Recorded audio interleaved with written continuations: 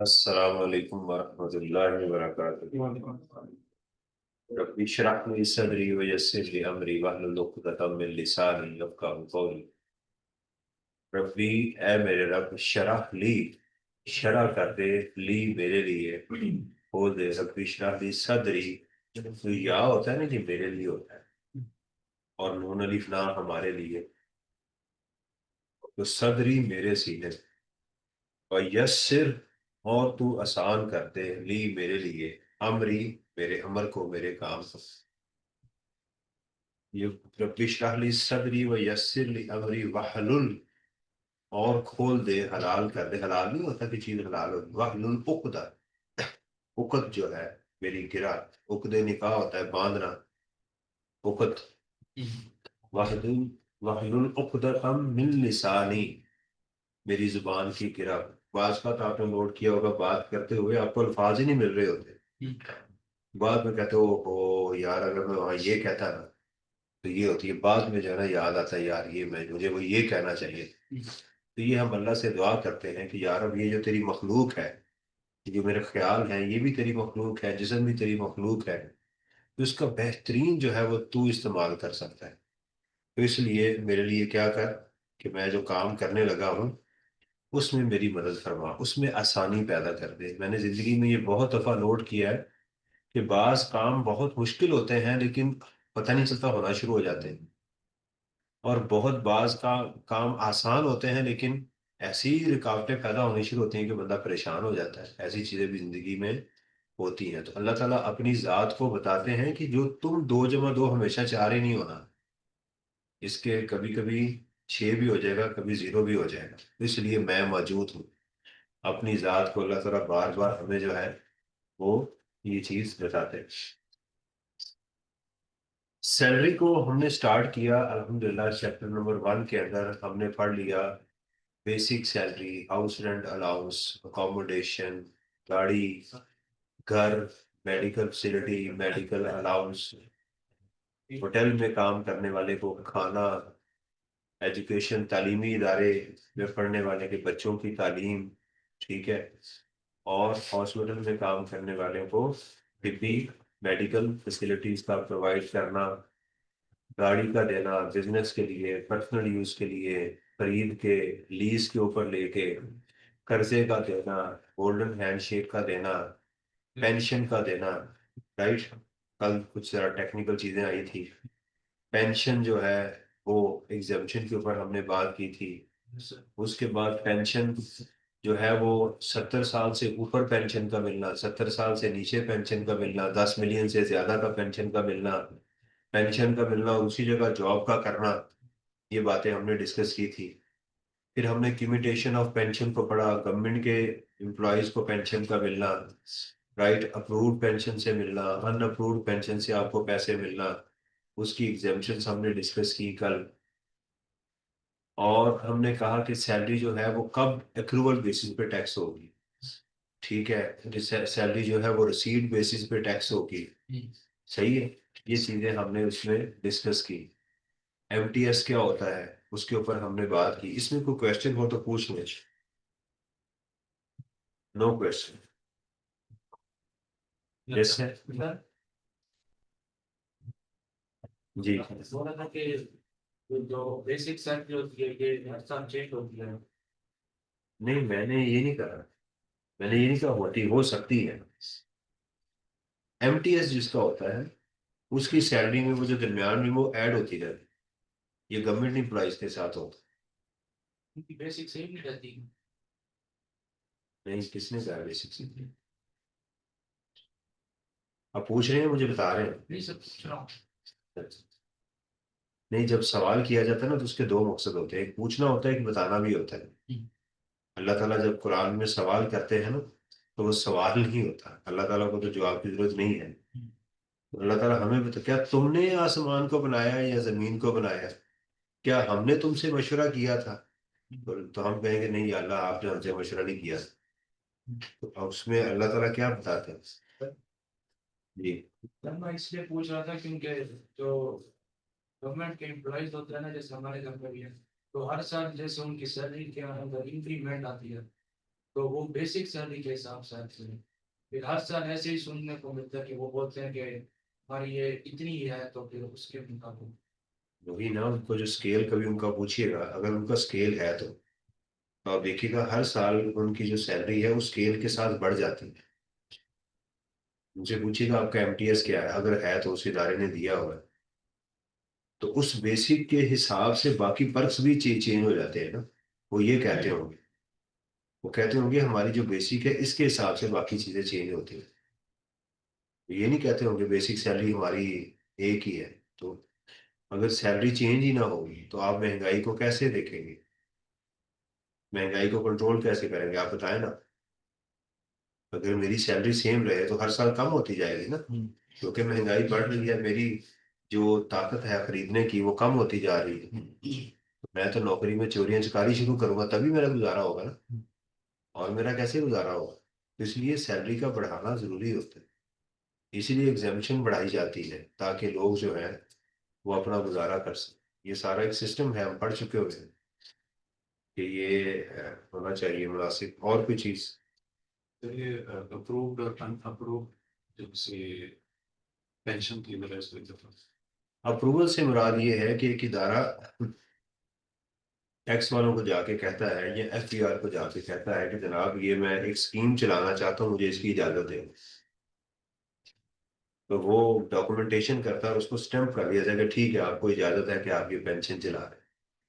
उससे एम्प्लॉयज को फायदा होगा ना, आगे जाके पढ़ेंगे इनको भी फायदा होगा, इदारे को भी फायदा होता है, इन दोनों को फायदा होता है। अगर अनअप्रूव्ड होगा तो इदारे को भी नुकसान होता है, एम्प्लॉय को भी नुकसान होता है। एम्प्लॉय को क्या नुकसान होगा अगर ये अप्रूव नहीं होगा तो, अगर उस बेचारे को 50 लाख मिली है तो 75,000 माइनस होगा उसकी, तो वो तो लग गई ना, उसकी तबीयत साफ हो गई। उसकी अप्रूवल से क्या होगा वो कि वो जब भी पैसे मिलेंगे उस पर टैक्स नहीं है और मेरी इनकम जो है वो वाइट हो जाएगी। इदारे को भी हम आगे जाके पढ़ेंगे इसका नुकसान होता है अनअप्रूव्ड का, ये इसको एक्सपेंस डिसअलाउ है। इस साल इदारे ने फॉर एग्जाम्पल किसी कंपनी ने 2 करोड़ रुपया पेंशन दी है, मुख्तलिफ एम्प्लॉय छोड़ दो रिटायर हो गए, तो अगर उसको एक्सपेंस ही अलाउ नहीं हो रहा, 2 करोड़ रुपए से क्या मुराद है, अगर 29% टैक्स भी आप दें कंपनी का, तो 29 और 58 लाख का टैक्स इसको ज्यादा देना पड़ेगा। 5.8 मिलियन का टैक्स थोड़ा होता है, 58 लाख रुपया, तो वो पागल थोड़ी है। ये तो अप्रूवल ले लेंगे वो, ताकि एम्प्लॉय का भी फायदा है, इनका भी फायदा, इनको खर्चा मिल जाएगा, अपने प्रॉफिट में से माइनस कर लेंगे, उस पर टैक्स नहीं लगेगा। और अगर अनअप्रूव्ड होगा तो दोनों की तबीयत साफ हो जाएगी। जब अप्रूवल रहेंगे तब भी कोई फीस वगैरह एफबीआई को जमा करवाएंगे। इसका नहीं मुझे पता, ऑब्वियसली तो आप कौन सा काम है जो गवर्नमेंट फ्री करती है, वही होगा मतलब इस सिर्फ तरह आपको फुट चाटती है फ्री। फ्री में अप्रूव होगा तो फिर तो फायदा ही होगा। वही मैं कह रहा हूँ कि आपको सिर्फ एक काम फ्री करती है, वो है आपका सॉफ्टवेयर अपडेट कर देती है, सॉफ्टवेयर ही अपडेट करती है फ्री, इसके अलावा तो हर चीज के पैसे हैं। अब तो शनाख्ती कार्ड पहले होता था, कब होता था शनाख्त, CNIC को जाके अप्रूवल उसकी एक्सपायर होता था, अब उसकी भी फीस है। उसकी फीस देने के लिए फीस देनी पड़ती है अब तो, उससे पहले भी फीस देनी पड़ती है आपको, बाद में भी फीस देनी पड़ती है। अभी तक पासपोर्ट बनवाने के लिए आपको लाइनों में लगना पड़ता है, अभी तक ऐसा, यानी इतने मॉडर्न दौर के अंदर अभी भी नहीं है कि आप घर से टोकन लेके जाएं कि जी मेरा इस टाइम पे आना। अगर ये टोकन सिस्टम लग जाएगा तो वहां वो जो बंदा आपसे पैसे लेता है, गरीब आदमी खड़ा होता है, तो वो कैसे पैसे लेगा। यदि भी आप पासपोर्ट है ना, नेट पे जाएं अपनी बुकिंग करवाएं, उस टाइम पे स्लॉट हो अंदर चले जाए, तो वो लाइनों में लगाते हैं ताकि आप सारा ये काम करें। ये सारी चीजें जो है ये, आप ये थोड़ी कि आपकी लाइफ ही बोर हो जानी है जब आपकी जिंदगी बिल्कुल जो भी काम करेंगे हर काम ही होता रहेगा, क्या मजा आएगा, आपको खबर ही कोई नहीं होगी। बिस्मिल्लाह।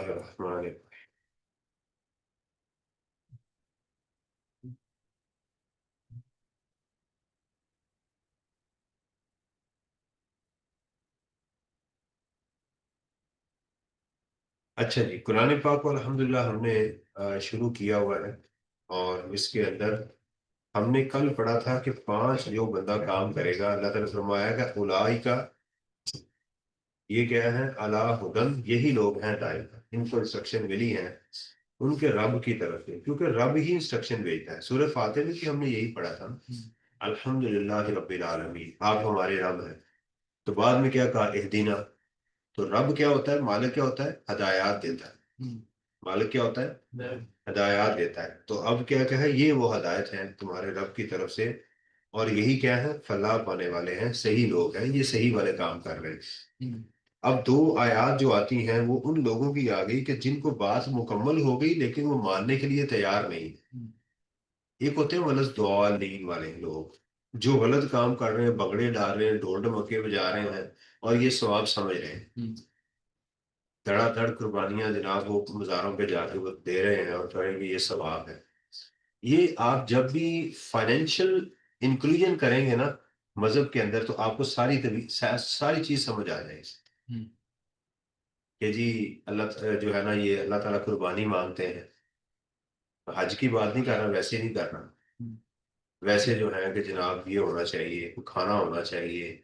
तो आपको यहाँ इंक्लूजन्स मिलेंगी, डॉक्टर मिलेंगे जो फूंक मार मार के आपको ठीक कर देते हैं। तो माल को जब आप सोचना शुरू करेंगे, अबू जहल की फिगर को लेंगे और साथ सोचेंगे इसको माल चाहिए था, तो आपका पर्सपेक्टिव चेंज होगा। फिर आपको समझ आएगी कि ये बंदा जो है ये माल के लिए पैदा, आज हकीकत खुल गई है ना सबकी, कि जो कहते हैं जी जी करबला में ये हुआ, रोते थे और जंगे बदर के वाकया सुना सुना के रोते थे।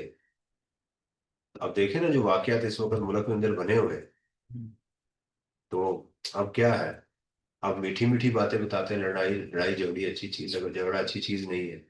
अब पर्सपेक्टिव ही चेंज हो गया सारा ही।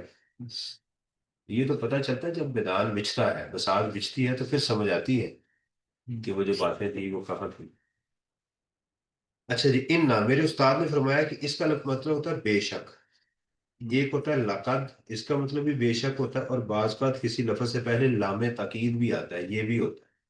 और लफ्ज के अंदर दो दफा अल्फाज का आ जाना, बेशक बेशक आप ही ने किया, तो उसमें ताकीद आती है। मेरे उस्ताद ने बताया कि इन्ना अल्लाह ताला कुरान में उस वक्त इस्तेमाल करते हैं जब लोगों को कोई शक रह जाए, अल्लाह को नहीं। अल्लाह की तो हर आयत हमारे लिए इन्ना ही है, बेशक है, उसमें कोई शक नहीं है।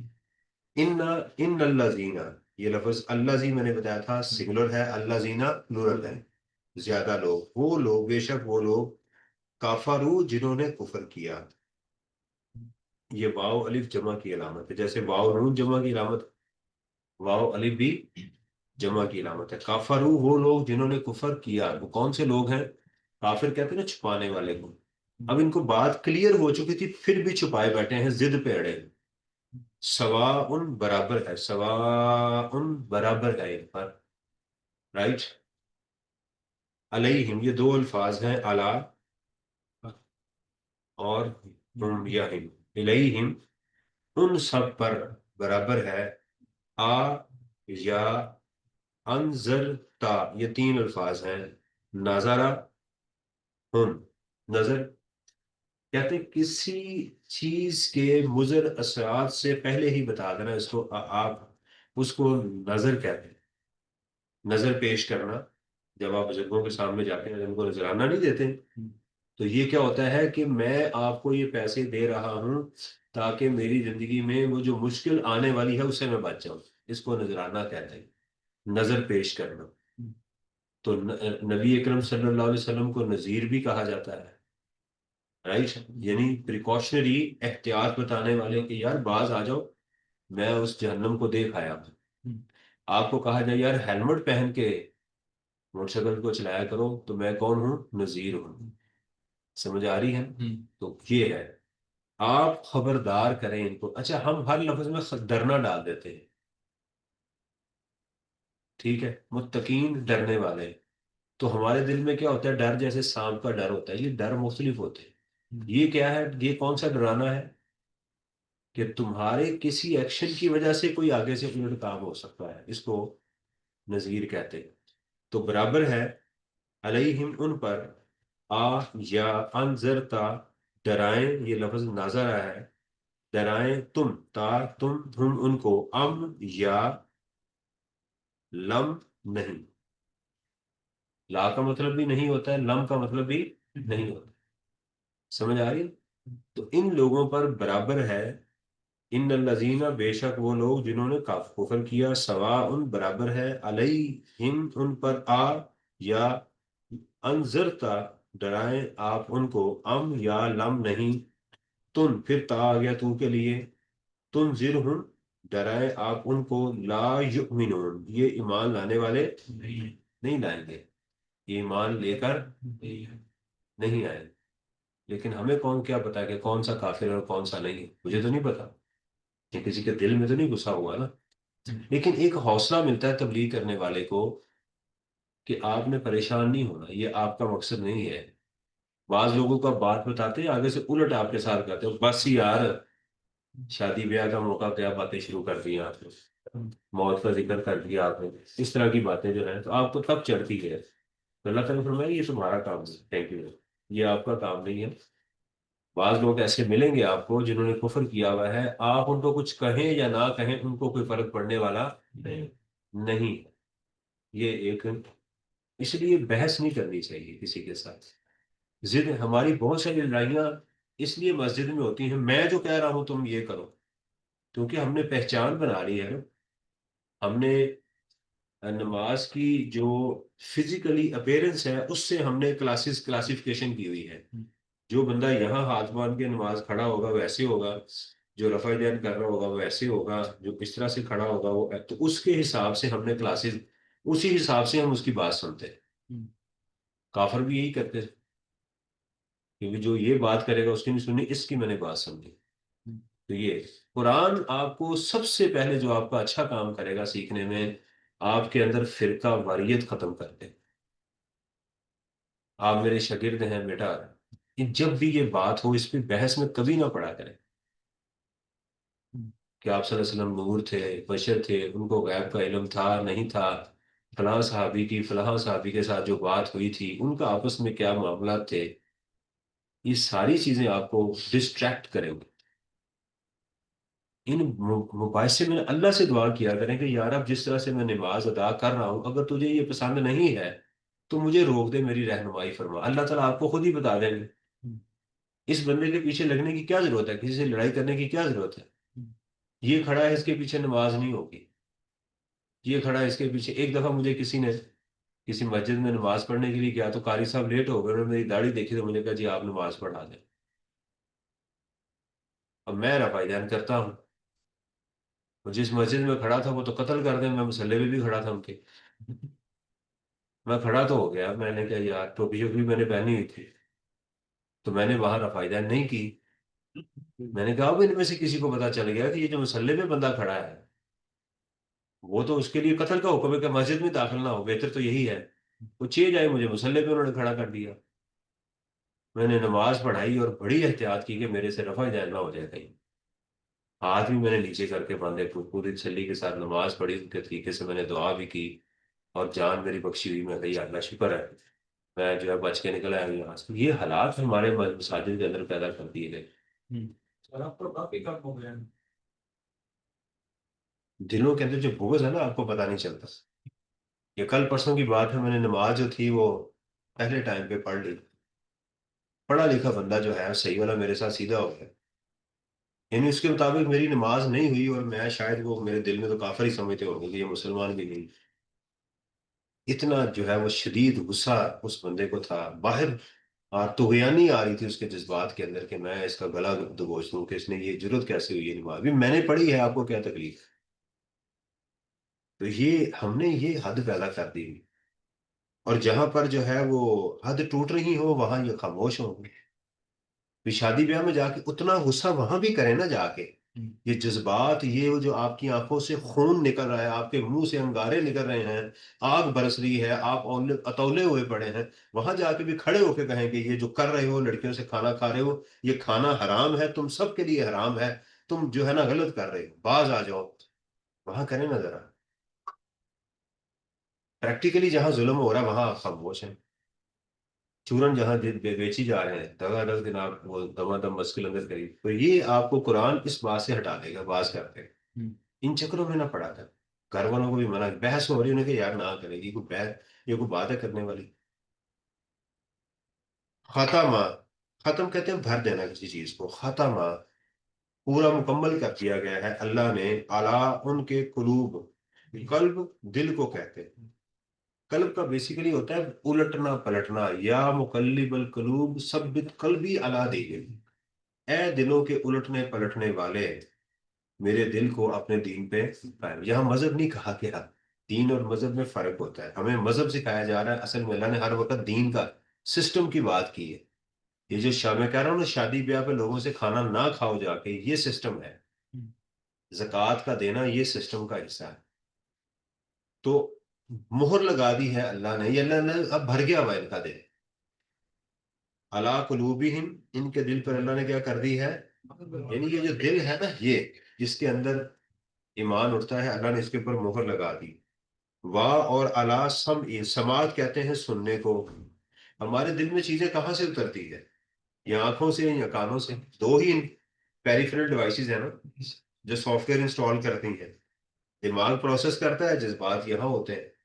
तो हम या तो देखते हैं, कोई पसंद आ गया जनाब, बंदा बस किया, तो ये आंखें हमें वहां तक लेके जाती हैं, या क्या लेके जाती हैं, कान दिल के अंदर लेके जाते हैं। किसी की आवाज आती है, आप उसको सुनते हैं, कोई अच्छी बात सुनते हैं। ये दो आप मुझे देखते भी हैं, सुनते भी हैं। आप फिजिकल क्लास को क्यों प्रेफर करते हैं, कि आप मुझे देखना भी चाहते हैं। देखने में और सुनने में होता है ना, फर्क होता है, तो इसलिए। तो समइम, और उन किन पे लगा दी है, समाज पर। दिल, दिल के अंदर कोई चीज तो भरा हुआ है, तो दिल के अंदर जहां से चीज कोई जानी थी, कानों से सुन के वहां की मोहर लगी हुई है, वो भी भर गए हैं, इनको अब सुनते भी नहीं है। यानी ये नहीं कि बोले हो गए हैं, अच्छी नहीं लगती इनको बात को बताई जाए। वाला अबसारिहिम, और उनकी बसारत पर, विशावा, गशी नहीं होती, गश होता है एक लफ्ज। यार वो चार्जर आपसे मांग लिया, गश पड़ गई आपको।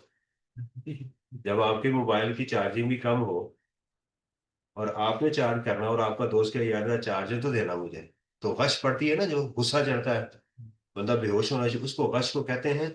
बेसिकली गश कहते हैं हल्के पर्दे को, जहां से आप सी थ्रू देख सकें।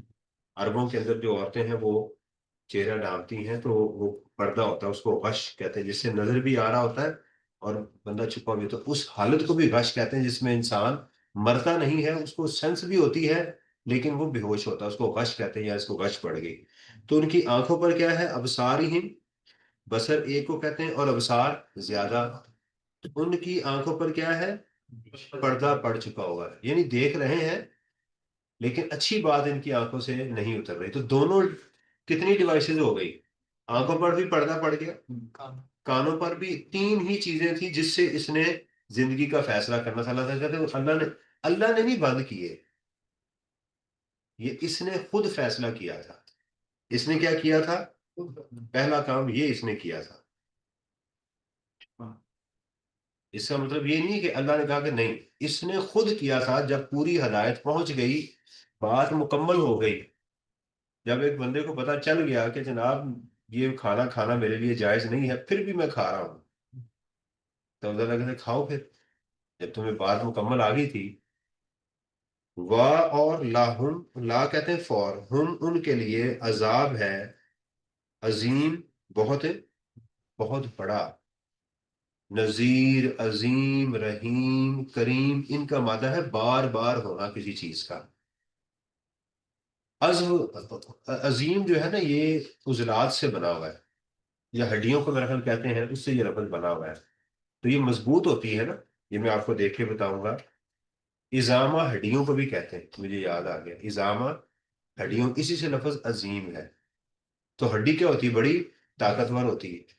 तो अजीम गालबन उसी का ये लफ्ज है। तो इनके लिए क्या है, तो आज हमने क्या सीखा, इन्नल्लज़ीना कफरू सवाउन अलैहिम अनज़रतहुम अम लम तुनज़िरहुम ला। ये जो काफिर हैं, इनको डराएं या ना, इनको डराना ना डराना बराबर ही नहीं। Pay you don't waste your time. अगर मैंने किसी बंदे को बात अच्छी बता दी, उसको नहीं समझ आ रही, तो अल्लाह कहता परेशान ना हो, अल्लाह ने इसके दिल पे मोहर लगा दी। अब यही ना कुड़ते रहे, अल्लाह ने इसके दिल पे मोहर लगा दी है, अल्लाह ने इसके, ये सड़ना नहीं शुरू करता। अब अल्लाह ताला कहते हैं कि मैंने मोहर लगा दी है, और क्या किया, इनकी आंखों पर अल्लाह ने इनके दिल बंद कर दिए हैं। इनकी आंखें और इनके कानों से भी कोई चीज अंदर नहीं जा रही। अल्लाह ताला ने कहा कि आप परेशान ना हो, इनको मेरे ऊपर छोड़ दें। आगे हौसला दिया गया कि इनके लिए हमने अजाब तैयार किया। क्या ख्याल है? यानी ये था ना मुझे कि मैं बता रहा हूँ, ये मेरी बातें नहीं सुन रहा, तो मेरा दोस्त कहे यार इसको जरा मेरी तरफ भेजो, इसकी मैं तबीयत साफ करता हूँ, तो मुझे दिल में हौसला होगा नहीं, तुम मारो यार इसको। अब अल्लाह ताला कह रहे इसकी मैं धुलाई करूंगा, इसके लिए मैंने अजाब तैयार किया हो, आप परेशान ना हो। तो इसलिए हमें इन चीजों, कुरान को पढ़ा करें, ताकि अल्लाह ताला जो है हमें ये हदायत की किताब है, ये नूर है, ये आपके दिल में नूर पैदा करेगी। अच्छा जी, आज मैंने प्रोविडेंट फंड में जाने से पहले जरा हौसले के लिए मैंने कहा कि यार थोड़ा सा प्रैक्टिस प्रैक्टिस भी कर ली जाए। बस थोड़ा सा ये आईटीआई की किताब जो है मैंने उसको डाउनलोड किया, उसका क्वेश्चन बैंक मैंने डाउनलोड किया हुआ। क्वेश्चन नंबर 2 है मिस्टर मुश्ताक का।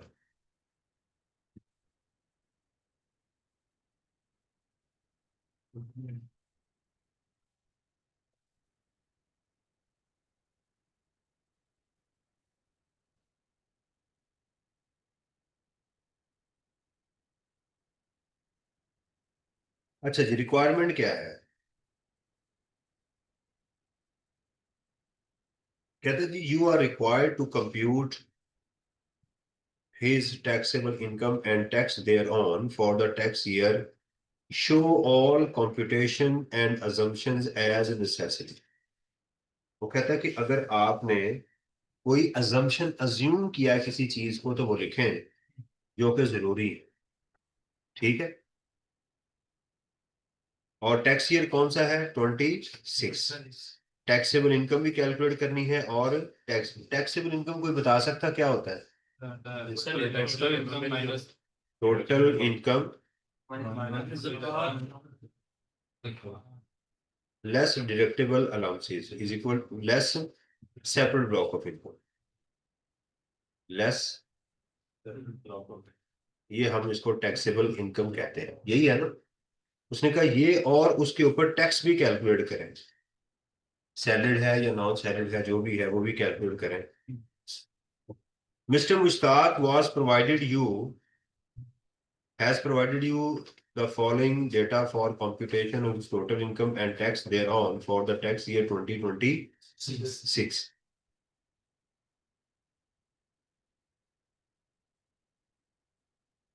बेसिक सैलरी ये मंथली है या एनुअल है?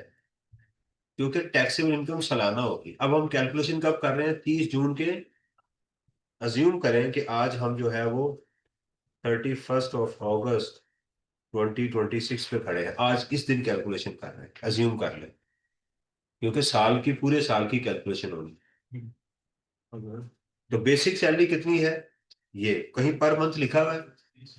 नहीं। Bonus totally taxable, convince allowance totally taxable, house rent allowance totally, leave fair assistance totally. मैंने कहा ना इसका टोटली टैक्सेबल, टोटली टैक्सेबल क्यों बोल रहा हूँ? अगर नाम बताया नहीं बताया हुआ ना। पहली बात है बेनिफिट है, और बताया cash pay to a non profit organization by way of donation.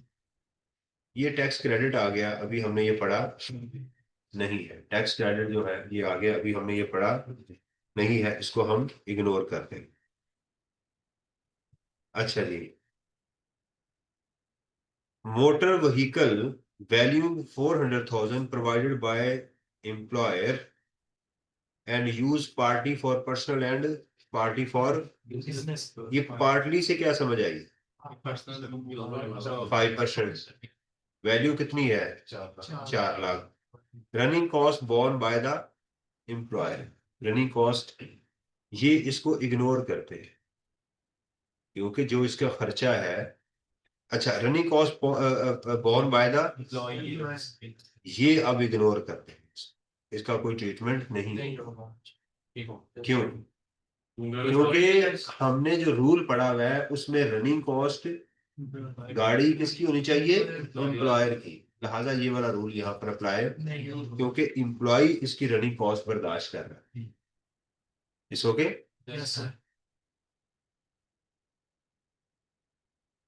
अब as a part of the tax year, Mr. Mushtaq was issued 5,000 share under an employee share option scheme. मैंने कहा था अगर कोई एसेट किसी एम्प्लॉय को दे दिया जाए तो उसकी मार्केट वैल्यू सैलरी की नहीं जाती। क्या किया जाए? वो एसेट जितने का भी होगा उसकी मार्केट वैल्यू क्या होगी? एयर कंडीशनर है 1 लाख रुपए का, मुझे 70,000 का दिया गया, 70,000 का दिया गया, मुझे 70,000 दो एसी ले जाओ, मुझे कितना फायदा दिया? 25,000।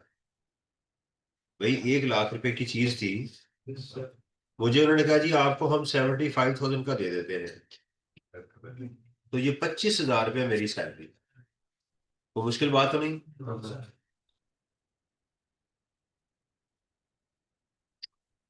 तो वो कहता जी एम्प्लॉय उसको 5,000 शेयर दे दिए गए, अगर तो ये शेयर मुझे उतने के ही दिए गए जितने के हैं तो मुझे कोई फायदा नहीं है, मेरा बेनिफिट नहीं है। आगे कहता है जी whereby he was offered shares at 25% discount to the market value, जितने की मार्केट वैल्यू थी हमने कहा 25% तुम्हें डिस्काउंट दिया, तो ये डिस्काउंट क्या हुई मेरी? The market value of the share is 11 पर शेयर। कितने का है? 11 का। कितना फायदा फायदा मिला? 25%। कितना हुआ? House loan taken by mister Mushtaq amounting rupees 200,000 and interest paid on such loan during the year is rupees. क्या करेंगे इसका? लोन का कर्जा लिया मैंने, लोन का बताएं क्या करेंगे? कुछ भी नहीं करना, इंटरेस्ट जो कुछ भी नहीं करना, कुछ भी। चले जी कंप्यूट करें, आपने मेरे साथ साथ करना है, मेरा तमाशा नहीं देखना प्लीज। शाबाश। सर पेज नंबर कौन सा है? किताब का पेज नंबर है जी 8वां, आई कैप की किताब का। मैंने अभी कल डाउनलोड की थी, आई कैप की वेबसाइट पे पड़ी हुई है। ये बिल्कुल लेटेस्ट मैंने किताब institute of chartered accountants of chartered accountants का इदारा, द इंस्टीट्यूट, इंस्टीट्यूट को भी दा लगा हुआ है, तो चार्टर्ड अकाउंटेंट्स का इदारा ऑफ, उसके मैंने जो क्वेश्चन नंबर 3 है मिस्टर मुश्ताक का सैलरी का, पिछली जो किताब है उसमें नंबर कॉन्टिन्यूस चल रहे हैं, अब इन्होंने चैप्टर वाइज इसके नंबर कम कर दिए उन्होंने। सही है? चले मैं एक्सेल शीट खोलता हूँ और एक्सेल शीट के ऊपर ही हम इसको काम करेंगे।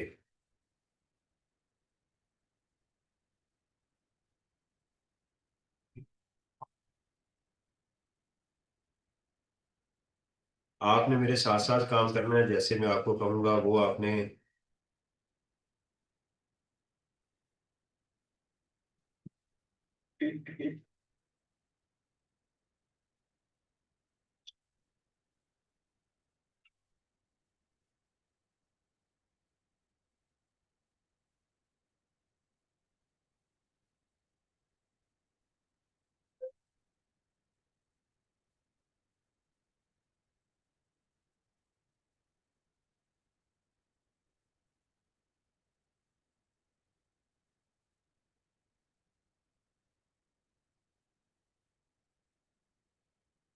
ले ली। बिस्मिल्लाह, चाय ठंडी हो जाएगी। सबसे पहले उसका नाम लिखें,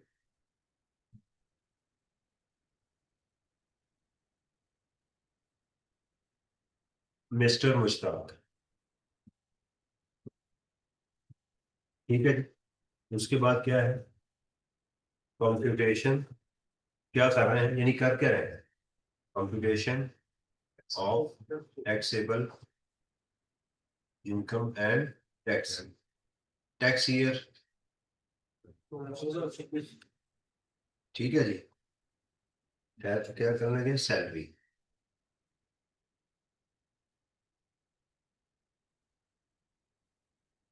लिख लिया आपने? Yes sir. अल्हम्दुलिल्लाह। इस तमाम सैलरी की अमाउंट में से हमने एक अमाउंट कैलकुलेट करनी है। ठीक है? Yes sir. अच्छा यहाँ रुपीस लिखें, RS लिख दें या पूरा रुपीज लिखें, जो जो मैं काम बता रहा हूँ वो लाजमी करना है। अल्लाह खूबसूरत है और खूबसूरती को पसंद करते हैं। तो एग्जामिनर भी समझे क्या है, खूबसूरत है और वो खूबसूरती को पसंद है। तो सारा फोकस खूबसूरती पे ही नहीं होना चाहिए, काम भी करना चाहिए कि आप एग्जाम में जो है वो फुल बूढ़े बनाने शुरू कर रहे हैं। लेकिन सबसे पहले इसमें क्या थी, बेसिक सैलरी।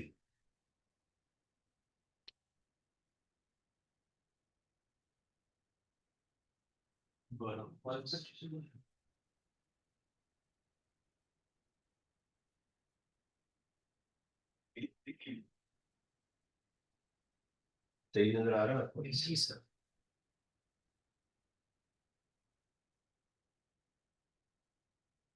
यस।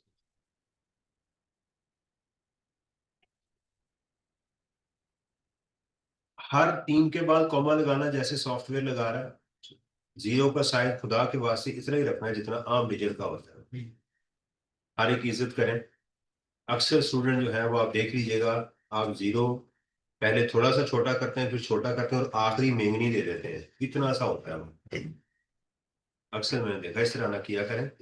और बहुत बड़ा अगर जीरो ना बना रहे कि सारे डिजिट उसमें आ रहे हो, मुनासिब सिमेट्री हो। और हर 3 के बाद आपने कॉमा लगाना है प्लीज। हमसे फिगर नहीं पड़ी जाती, जब आपका पेपर चेक कर रहे होते हैं हमें प्रॉब्लम होती है। तो हर 3 के बाद कॉमा लगाना। उसके बाद है जी कन्वेंस अलाउंस। बोनस।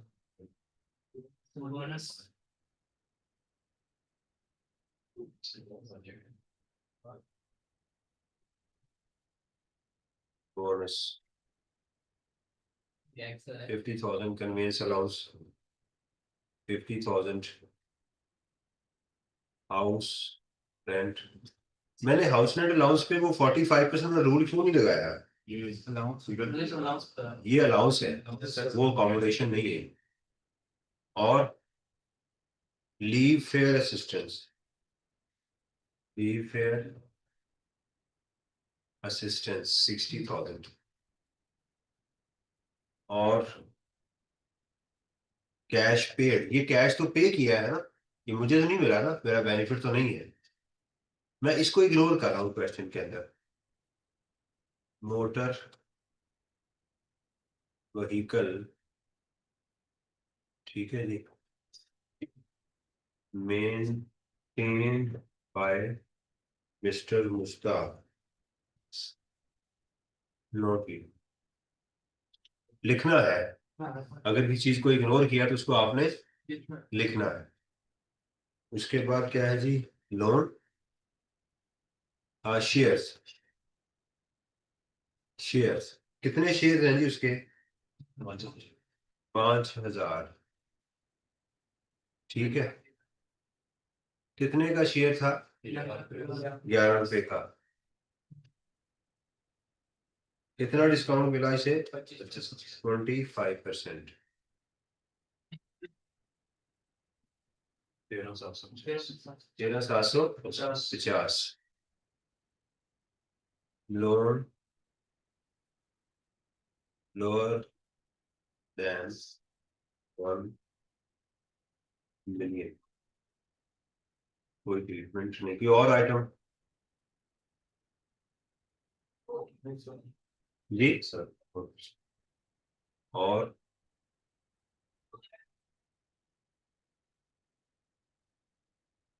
अच्छा, अब देखिएगा, जब आपका आंसर कंप्लीट हो जाए तो आपने एक लाइन इसके ऊपर और 2 लाइनें इसके नीचे लगानी है। इसका मतलब होता है ये मेरा आंसर है। सैलरी के अलावा इसमें कुछ और है? Income from property, business, capital gain, income from, कुछ नहीं है ना। तो मैं इसको अब सैलरी की बजाय लिखूंगा टैक्सेबल इनकम। Taxable income. अब आएगी टैक्सेशन। टैक्सेशन में क्या लिखना पड़ेगा? अगर इंडिविजुअल है तो सैलरीड, या सैलरीड है या नॉन सैलरीड है ही सैलरीड, इसके अलावा तो कुछ है ही नहीं। ठीक है, यहाँ तक नोट कर लिया आपने?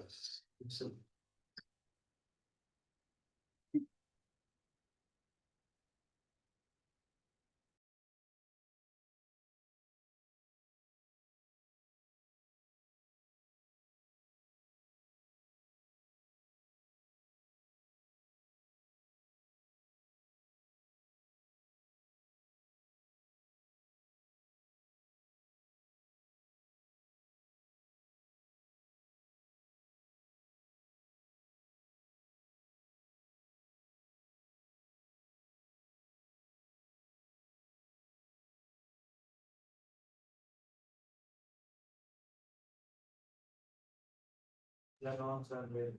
ये सैलरीड है। क्यों? सैलरी टोटल टैक्सेबल इनकम के 75% से ज्यादा है। Yes. तो ये वाला टेबल आएगा, ये इससे ज्यादा है ये वाला। ये स्लैब आ गई 6,000 plus 11% of the amount exceeding 1.2 million.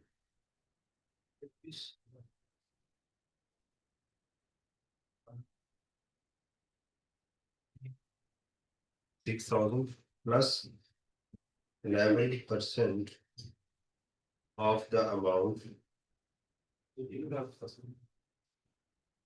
exceeding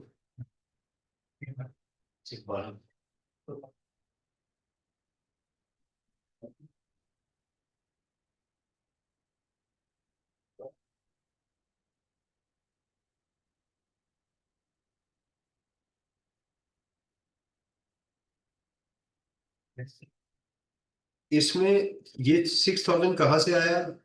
फार्मूले से। ये कहाँ से आया? फार्मूले से। ये कहाँ से आया? फार्मूले से। आपने इसमें ये अमाउंट कैलकुलेट करना होगी। आपने ये अमाउंट, ये सैलरीड भी आपने खुद कैलकुलेट करना होता है, ये सैलरीड है या नॉन सैलरीड। यहाँ तक कोई क्वेश्चन हो तो बता दें।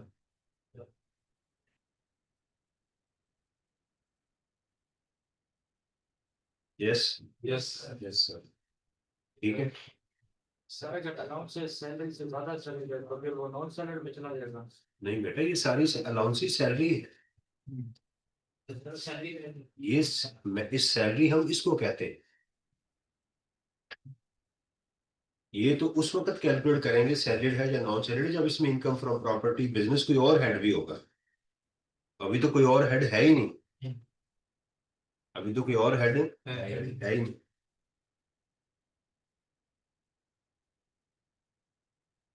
ओके, अरे हम ये नोट करते जाना जो जो हम करते जा रहे हैं।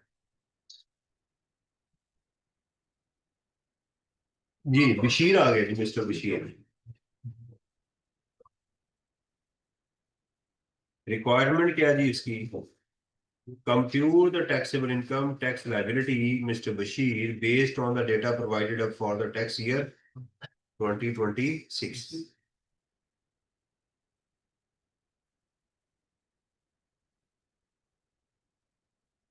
Mr. Bashir Ahmed is an employee who had joined his current employment during the tax year. His detail of salary allowances and perks received from company A, his previous employer and company B, his present employer are as follows. यहाँ दो कंपनियां, यहाँ दो कंपनियां हुआ तो कोई फर्क नहीं पड़ता। आप कंपनी ए की अलग कैलकुलेशन कर रहे, बी की अलग कर रहे हैं, ठीक है। पैरेलल भी कर सकते हैं ताकि टाइम बच जाए एग्जाम में, क्योंकि बार बार लिखेंगे। Basic salary, totally taxable, bonus, house rent allowance, utility allowances, conveyance provided by company B, partly used and private cost of the car purchase by the company, right. अब जब ये बता रहा है ना ये कंपनी बी में भी था और ए में भी था, तो मुझे लग रहा है कि पूरा साल इसने कुछ टाइम इधर गुजारा कुछ टाइम इधर गुजारा। जब कोई एसेट यूज के लिए दिया जाए तो वहां टाइम को लाजमी लेना होता है। तो मैं इस बात से कॉन्शियस हो गया कि मैं इसका क्या करूं। नहीं, मेरे मेरे जहन में सवाल तो आना चाहिए ना। समझ आ रहा है ना मेरे जहन में कि भाई जब एक बंदा एक साल दो जगहों पर जॉब कर रहा है या तो पैरेलल जॉब कर रहा है, एक जगह सुबह जाता है एक को शाम को जाता है, फिर भी बात समझ आती है। लेकिन अगर उसने कुछ महीने ए में काम किया कुछ महीने बी में काम किया, तो गाड़ी तो दी है बी ने, तो फिर कितने माह उसने बी में काम किया मुझे उसको उस टाइम के साथ मल्टीप्लाई करना होता है। लोन को भी टाइम के साथ फैक्टराइज करते हैं। Leave encashment totally taxable. Medical reimbursement as per the term of the employment क्या होता है? एग्जेम्प्ट। अच्छा, क्या उसने कहा medical allowance under the contract? Terms of, Employment. तो अल्फाज अंग्रेजी में डिफरेंट हो सकते हैं। एग्जामिनर लाजमी नहीं कि आपके वही लफ्ज इस्तेमाल करें जो कानून में लिखे हुए। X gratia payment received under golden handshake scheme, totally tax. पहली बात तो ये लिखें टोटली, Taxable. ये सेपरेट ब्लॉक में नहीं है। इस एम्प्लॉय के पास ऑप्शन है, ये चाहे तो इसको सेपरेट ब्लॉक में ले जा सकता है। Okay, the detail of assessed income and assessed tax in the assessed income and assessed taxes, यानी पिछले सालों के जो असेसमेंट हो चुकी हुई है, जिसको असेस टैक्स से और इनकम से मुराद है जिसको टैक्स डिपार्टमेंट ने मान लिया, एतराफ कर लिया। असेस्ड इनकम से क्या मुराद है, टैक्स डिपार्टमेंट ने एतराफ कर लिया कि ये तुम्हारी इनकम है। असेस्ड ये है। पास्ट 3 इयर्स, अगर 4 साल भी होते तो मुझे 3 सालों का ही चाहिए था। एज फॉलोज ये है। इसमें इनकम कौन सी और टैक्स कौन सा है, ऑब्वियसली ये इनकम है और ये। इसका तरीकेकार क्या बताया है, किसका एवरेज कैलकुलेट करना है, वो कैसे कैलकुलेट करेंगे। तीनों टैक्स T1 T2 और T, ये मैंने लिखा है, आप ये नहीं कहेंगे सर ये T1 T2 कहाँ से आ गया। टैक्स ईयर 1 का 2 का पिछले 3 सालों का, इन तीनों को ऐड करें और इनकी तीनों की इनकम को भी ऐड कर लें और 100 से मल्टीप्लाई करें। आंसर बताएं क्या आ रहा है।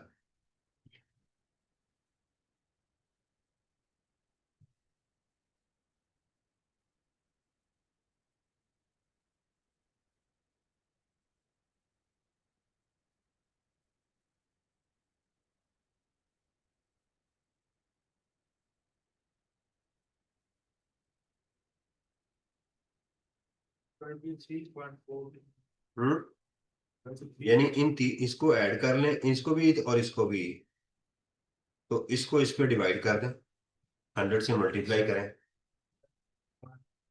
24% ये आ रहा है, 4.1% ये। अब इस एम्प्लॉय के पास, क्या नाम है इनका, बशीर। बशीर के पास ऑप्शन है कि ये जो इसको, ये जो पेमेंट मिली है ना एक्स ग्रेशिया पेमेंट, इस पे या तो वो 23.41% टैक्स दे दे या सैलरी के अंदर ही रह दे। जो ऑप्शन ये लेना चाहता है ये कर सकता है। अब इसका, अब एग्जामिनर ने मुझे बताया कि इसको कौन सी ऑप्शन लेनी चाहिए। अब आपके ऊपर है, आपने डिसाइड करना है कि बेहतर कहाँ होगा। तो बड़ा चालाक है एग्जामिनर, क्या है यहाँ पे, चालाक है। वो चाहता है कि मेरा कैंडिडेट ये फैसला करे कि इस पेमेंट का क्या होना चाहिए, बेस्ट ऑप्शन एम्प्लॉय के लिए, और खुद नीचे नोट भी लिख दे कि मैंने ये वाली ऑप्शन इसलिए ली। उसका तरीकेकार क्या है कि हम इसको पहले टोटल इनकम में ऐड करेंगे और फिर देखेंगे कि इसके ऊपर किस उसमें स्लैब में फॉल कर, जिसमें ये फॉल करेगा, जिसमें ये फॉल करेगा उसके अंदर हम इसको वो लेकर चलेंगे। समझ आ रही है ये चीज। तो हम इसकी पहले कैलकुलेशन करेंगे और फिर उसके अंदर हम इसको वो लेकर चलेंगे। क्वेश्चन नंबर क्या है हमारे पास ही 3।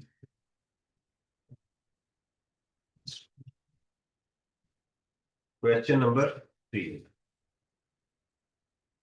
मिस्टर बशीर, सबसे पहले आपने उसका नाम लिखना है।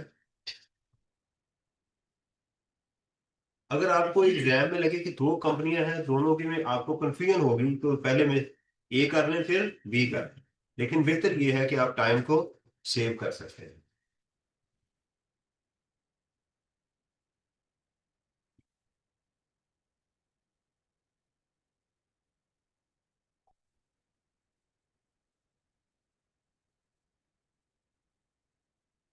ये आ गई मेरे पास। तो अब मैं क्या लिखूंगा यहाँ पे, Computation of taxable income and tax.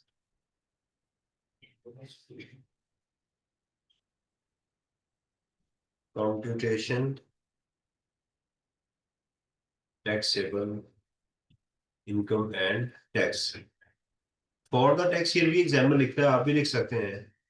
मैं वैसे इसको नहीं कहता फॉर द टैक्स ईयर, लेकिन कोई इशू नहीं है। For the tax year 2026 heading जरूर देनी है आपने कि ये आप क्या कैलकुलेट कर रहे हैं, सैलरी। चूंकि आप आपके पास पेन ही एक होगा ब्लैक कलर का, तो फिर आप क्या करें, हेडिंग को कैपिटल लेटर में लिखें ताकि आसानी है। ठीक है, और यहाँ पर आप बना लें कंपनी ए, और यहाँ पर बना लें कंपनी बी, दोनों को। ये आ गई थी आपकी बेसिक सैलरी। चलें, ये तो शुक्र है पर मंथ नहीं है, 714158।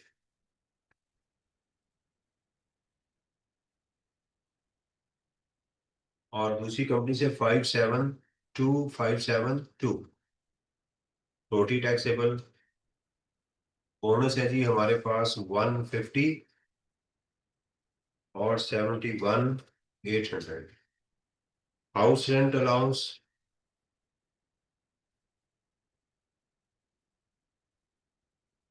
258663 222,746। यूटिलिटी अलाउंसेस, यूटिलिटी अलाउंसेस क्या होते हैं?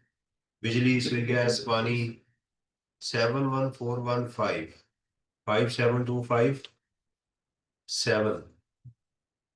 कार फॉर बोथ पर्पजेस, कितनी इसकी वैल्यू है जी? 1.1 मिलियन इंटू 5%। अच्छा, ये वर्किंग के अंदर आप लिख सकते हैं, एम के जगह थोड़ी एग्जाम्पल भी लिख देता है, मेन में जाके के नहीं लिखना, के बना देगा आपका, के एम वगैरह ये दरमियान में नहीं लिखते। तो ये इसकी वैल्यू भी आ रही थी 55 लाख। 55 लाख। कहाँ से आ रहा? 55 लाख, 55 लाख। यहाँ मैं एक अजम्पशन लिखने लगा हूँ। It is assumed that the car was used for the whole year, क्योंकि एग्जामिनर ने मुझे बताया नहीं है, मेरे पास ऑप्शन भी कोई नहीं है, तो ये अजम्पशन मैंने लिख दी कि भाई चूंकि तुमने मुझे बताया नहीं है, हालांकि मेरे स्टूडेंट ने बताया सर नीचे बताया हुआ है, लेकिन मुझे नजर नहीं आया। चले, तो मैंने एग्जाम में लिख दिया कि साहब आपने मुझे टाइम नहीं दिया। तो मैंने क्या किया है कि मैंने लिख अज्यूम किया कि पूरे, एग्जामिनर चाहता है कि स्टूडेंट को रूल का पता हो, उसने आपकी खाल नहीं उतारनी, उसने कोई आपकी खालें बेचनी नहीं है, उसका मुझसे इसको पता, अगर मेरे से गलती होगी तो स्टूडेंट ने उसको अज्यूम कर लिया है। लीव इनकैशमेंट,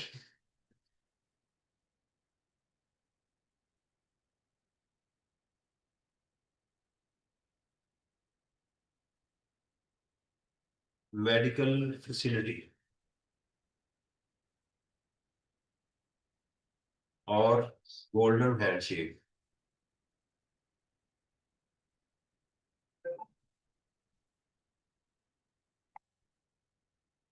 अच्छा, इन दोनों को टोटल करके फिर मैं गोल्डन हैंडशेक की तरफ आता हूँ, 20, 48, 30, ताकि मुझे फैसला करने में आसानी हो। कंपनी ए की ये पेमेंट्स आ गई,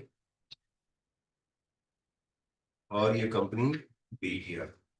एक्सेल पे मैं इसलिए काम करता हूँ कि आप मुझे ना गुमराह करते हैं, बार बार आप मुझे गलत फिगरें बता रहे होते हैं, इसलिए उस गुमराही से बचने के लिए फिर मैं एक्सेल में काम करता हूँ ताकि कैलकुलेशन में आसानी हो, वक्त बच सके। ऑब्वियसली आप कैलकुलेटर इस्तेमाल करें। एग्जाम में भी ऐसे ही करना होगा। हाँ जी, एग्जाम में भी ऐसे करना होगा। मुझे पेपर पे डिपेंड करेगा कि अगर मुझे मल्टीपल कैलकुलेशन हर कंपनी के लिए अलग अलग करनी पड़ रही है, तो पहले मैं कंपनी ए को कैलकुलेट करूंगा, फिर कंपनी बी को कैलकुलेट करूंगा। चूंकि यहाँ डेटा मुझे नजर आ गया कि सीधा सीधा है, तो इसलिए मैंने पैरेलल कर दी। मैं एग्जाम में अपने आप को ज्यादा उलझाता नहीं हूँ, मैं चीजों को थोड़ा सा लंबा रास्ता लेना पड़े, बुल्ले शाह ने कहा ना, राह सीधे जाइए भावे दूर हो गए। तो एग्जाम के अंदर भी मैं, यही मेरी अप्रोच रही है कि मैं अपने आप को उलझाता नहीं एग्जाम के अंदर, क्योंकि इतना टाइम नहीं होता करने का कि मैं पहले ये करूं फिर कांटे मार के उस तरफ जाऊं, फिर मैं कर रहा होता हूँ जहन के अंदर। तो टोटल सैलरी कितनी आ गई जी? मैं यहाँ जाकर लिख लेता हूँ। ये कंपनी बी की आ गई, दोनों की मिला के ये आ गई। मैंने अपने तौर पे किया कि दोनों को इकट्ठा कर लिया। Salary from both, total salary from A and B, मैंने दोनों को इकट्ठा कर लिया। ठीक है, जो भी आप इसकी हेडिंग देना चाहें। अब देखिएगा 22,51,000 कहाँ फॉल कर रहा है, जरा ध्यान कीजिएगा। अब डिसीजन मेकिंग पे आए। 22,58,000 इसमें फॉल कर रहा है। अगर इसमें मजीद मैं 20 लाख भी ऐड कर दूं, 22 में 20 और ऐड हो तो कहाँ चला जाएगा? 35%। तो मेरे पास ऑप्शन है कि मैं चाहूं तो इस अमाउंट के ऊपर 23% टैक्स दे दूं। क्या करूं? गोल्डन टैक्स दे दूं। एक्स ग्रेशिया जो पेमेंट है, एक्स ग्रेशिया पेमेंट, यह है जी 20,48,300, 20,48,300। अगर मेरे से पूछा जाए कि भी आपकी टोटल टैक्सेबल सैलरी कितनी है, तो मैं कहूंगा 42 लाख।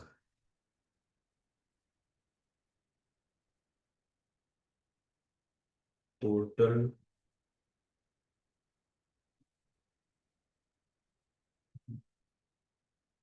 आप बताएं, क्या इस पूरी इनकम के ऊपर मैं रेट लगा दूं सैलरी वाले या नहीं? ये ज्यादा रेट लग जाएगा ना। तो मेरे पास ऑप्शन क्या है? सेपरेट। अच्छा, अब ये पूरी बन गई बारात, समझे, सारी बारात आ गई है। इनमें से मैंने दुल्हा को बाहर निकालना है क्योंकि इसको खाना अलग देना है ना। ये सेपरेट ब्लॉक ऑफ इनकम है। तो मैं क्या करूंगा, लेस। अब इसकी मैं सिर्फ सिंगल लाइन, ये अगर आपको एग्जाम में डबल सिंगल लाइन का भूल जाए ना तो सिंगल लाइन लगा दिया करें, टेंशन नहीं लेनी सी ज्यादा। Less separate block of income.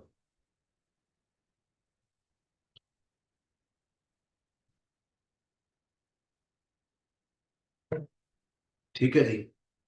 अब इस पे टैक्स लगा दें। टैक्सेशन सैलरी, बड़ा अच्छा क्वेश्चन है। 22,51,000। चलिए यहां तक पहले कर लें, फिर आगे चलते हैं।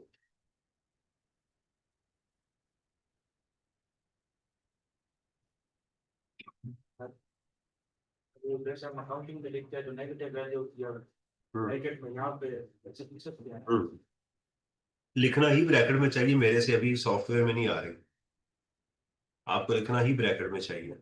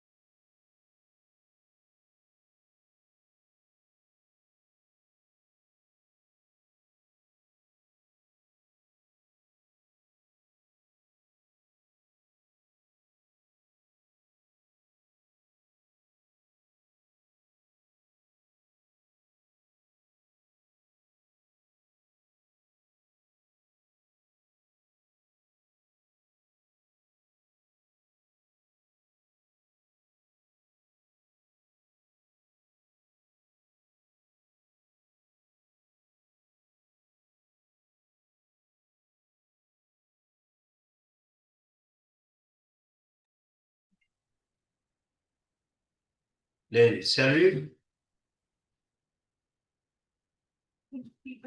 मैं इसको जरा कलर चेंज कर दूं ताकि आपको अंदाजा रहे कि अब ये हमारा ये गोल्डन हो गया ना। सेपरेट को अब ये दूल्हा है, ये बारात का वो मेहमान है जिनको अलग से टैक्स, इसलिए बारात में से बारात का हिस्सा है। हाँ, लेकिन इसको हमने स्पेशल ट्रीटमेंट दे ये जी। अब 22 लाख को देखते हैं जाके रेट के अंदर। 1,00,000, 22 लाख यहाँ फॉल कर रहा है ना। 1,16,000 प्लस 23%। ठीक है, 1,16,000 अवामुल नास को मैं ग्रीन कर लेता हूँ, ये तो 1,16,000 plus 23% of 251,394 minus 2.2 million. Student कहते हैं सर ये लिखना लाजमी है, बिल्कुल लाजमी है सर, अगर ना लिखे नहीं लिखना है, नहीं सर अगर मैं भूल जाऊं नहीं लिखना है आपने। हाँ भी जब आप काम करते ही ऐसे हैं, ठीक है, ये तो ऐसे ही है सर, मैं वॉशरूम से होके आगे अगर मैं ना धो के आऊं तो कभी भी नहीं हो सकता ना, उनका हाई गलीज आदमी होगा। जब आदत पड़ी हुई है आपको घर में काम करने की सही, तो कहीं भी जाएंगे, पब्लिक वॉशरूम में भी जाएंगे तो यही हरकत करेंगे ना। तो ये सवाल ही पैदा नहीं होता कि आप नहीं लिखेंगे, कि आप लिखेंगे। ये खाना किसका है, ये खाना किसका है, अवामुन नास का। अब खवास आ गए, add tax on separate block of income,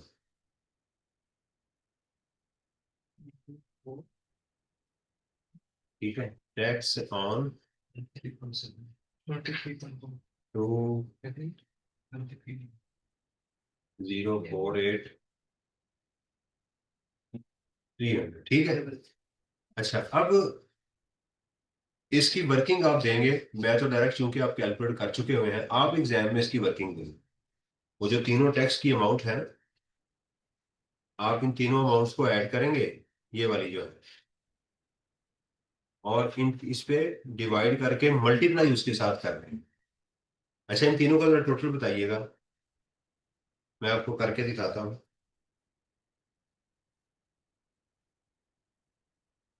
tax की तीनों तीनों अमाउंट का टोटल बताइएगा। 269,902, 371, 255, 557, 633।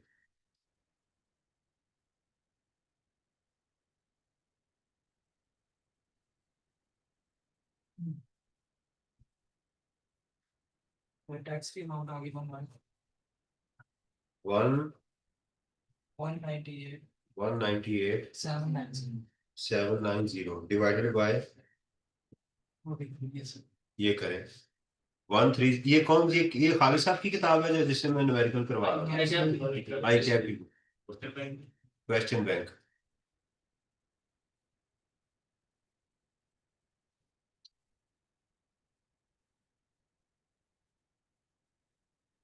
हाँ जी, 5 5 120 120 360 360 मल्टीप्लाइड बाय 2048। ये किस तरह से कैलकुलेशन शो कर दिया आपने, तो क्या आंसर आएगा जी इसका, 11,9,879 divided by 5,120,360 into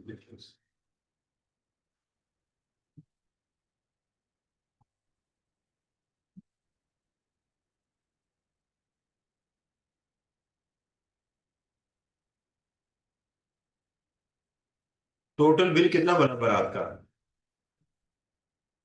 बारात का बिल भाई कितना बना। अवामुल नास के खाने का ये है, और दुल्हा मियाँ का टोटल बिल ये बना, समझ आ गई।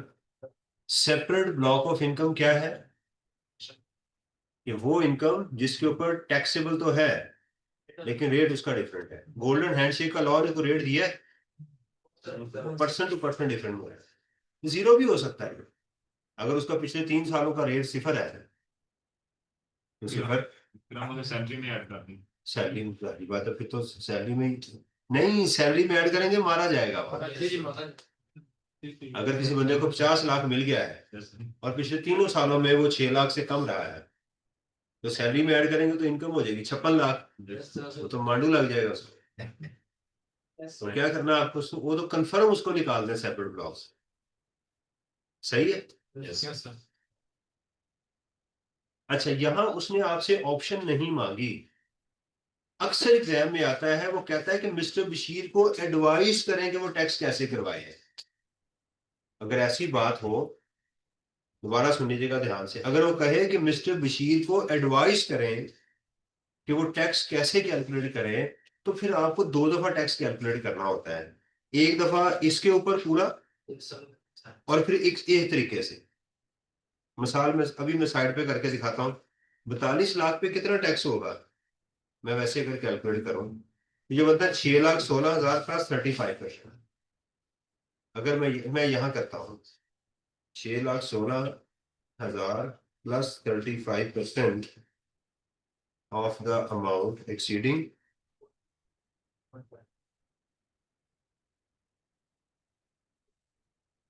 इससे ज्यादा है ना। Yes, sir. अगर मेरे से एडवाइस मांगता तो फिर मैं इसको पहले सैलरी में ऐड करके टैक्स कैलकुलेट करता, फिर माइनस करके कैलकुलेट, और उसको बताता कि इसको ऑप्शन 2 में जाना चाहिए। 1 वाली ऑप्शन जो है उसमें उसको टैक्स ज्यादा लगा। ये बात सबको समझ आई। Yes, sir. यहां मैंने इस पे टैक्स क्यों नहीं कैलकुलेट किया इस टोटल अमाउंट के ऊपर, Sir. क्योंकि उसने पूछा नहीं है मेरे से, तो मैंने खुद डिसाइड किया कि मुझे क्या करना। उसने मेरे से पूछा नहीं है, इसलिए मैंने ये काम किया है। एग्जामिनर आपको इस डेटा की बजाय वो डायरेक्ट आपको परसेंटेज भी यहां दे सकता है कि जी पिछले 3 सालों का ये एवरेज रेट है, तो आपने ये नहीं करना, मजा नहीं आया सर, नहीं मैं कैलकुलेट खुद करूंगा, ये 23% जो है भाई, उसने आसानी, जिंदगी आसान कर दी है, तो इसमें रोने वाली कौन सी बात है। तो ऐसे भी डेटा मिल सकता है कि लास्ट 3 ईयर का ये उसका, अगर वो 5 सालों का दे रहे तो फिर क्या करना है, फिर भी 10 सालों का, फिर भी लास्ट अपनी मर्जी से नहीं उठाना, लास्ट 3 ईयर का डेटा आपने वो कैलकुलेट करना। जिंदगी आ गई जी। मिस्टर हयात, तीनों दो वेरी क्वेश्चन। Yes, sir. जी बशीर, तो उसकी अमाउंट लिखी है अमाउंट लिखनी, ये नहीं लिखनी। सर। आपने टोटल लिखा, इसमें टोटल टैक्स इसको यही लिखेंगे टोटल टैक्स लेवल।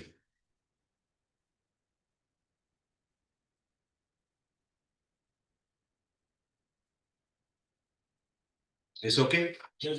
इस सवाल में 2 कंपनी आ गई, नई चीज जो आई इस सवाल में, तो क्या फर्क पड़ा भाई, 4 कंपनियों में काम कर रहे, और इसमें साथ एक टर्मिनल बेनिफिट आ गया, गोल्डन हैंडशेक भी आ गया, हाथ मिलाओ सोने का कर देंगे। ठीक है, उसका भी ट्रीटमेंट हमने सीख लिया, सैलरी के रेट्स को अप्लाई करना भी सीख लिया, Yes, sir. डिसीजन भी सीख लिया। अभी लिख लिए अमाउंट नहीं, लिख लिए। तो आपको पता चला आज की मुझे सैलरी आती है। कल ये मेरा दोस्त जो था, ये मुझे कह रहा था सर न्यूमेरिकल ये वाले किए हैं, याद है कल आपको। मैंने कहा यार ये मुझे शायद मुझे आदमी बोल गया हो, मैंने कहा आज न्यूमेरिकल करवा देते हैं आप, आते हैं मुझे, पता चला आपको है। Thank you. Mister Hayat, required क्या है जी, with reference to the above briefly explain the relevant provision, provision किसे कहते हैं, कानून बताएं, लिखें, of the income tax ordinance, ये गलत लिखा हुआ है, ETO, relating to employ share scheme, compute the amount, ये एम्प्लॉय शेयर स्कीम अभी हमने नहीं पढ़ा, तो इसको हम पेंडिंग कर लेते हैं।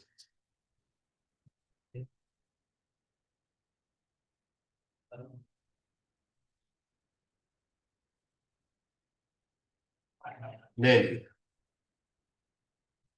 एक और चीज आ गई, mister Ainuddin Khan, mister Ainuddin Khan are retired civil requirement देख लेते हैं, वही है।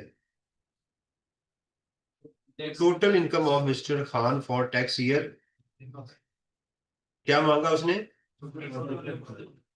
बस यहां टैक्स कुछ से कैलकुलेट नहीं करना।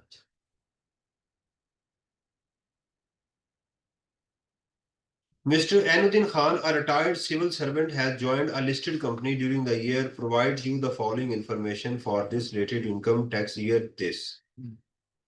मंथली पेरोल, अब इसको ध्यान करना है, totally taxable Yes, sir, within the monthly, bonus to the extent of 20% of the annual payroll, इसका ये अमाउंट हमने खुद कैलकुलेट कर, ठीक है।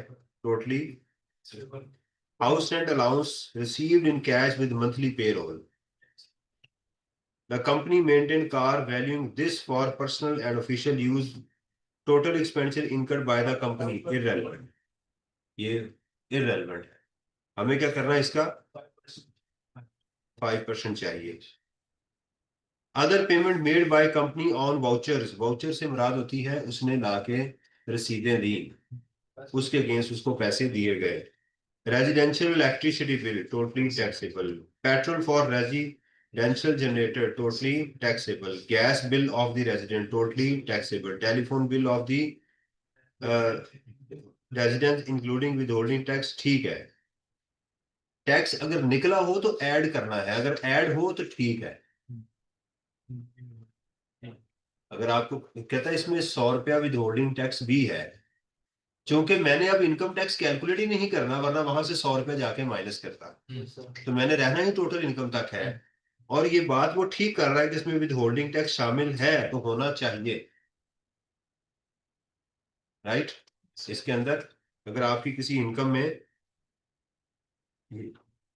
अभी कर लें फिर मैं आपको बताता हूँ, मुझे एक चीज और समझ आई इसकी, club bills taxable, internet usage reimbursement totally taxable, ये एक इंफॉर्मेशन इसने दी है कि इसमें वो शामिल है, इसको निकाल दीजिएगा, फिर अब आपको बाद में बताऊंगा कि क्यों निकाल रहा है। Pension from the government exempt है, डिविडेंड फ्रॉम इन्वेस्टमेंट इन वापडा बॉन्ड नेट ऑफ टैक्स, ये नेट है ना, इसको ग्रॉस अप करेंगे, इसको क्या करेंगे, ग्रॉस अप। मैंने कहा कि टैक्स को माइनस हुआ हो तो उसको क्या करना है, तो ये कितने परसेंट अमाउंट है, 85, तो 70,000 डिवाइडेड बाय 0.85, 1 लाख रुपया, ठीक है। ये भी टोटली, अच्छा ये है सेपरेट ब्लॉक में डिविडेंड, इसके ऊपर अलग से टैक्स लॉ ने लगाया हुआ है। फिर डिविडेंड होता है जो शेयर्स के ऊपर मिलता है। पहले आपको ये बात समझ आई कि मैंने लाख रुपए को ऐड किया है,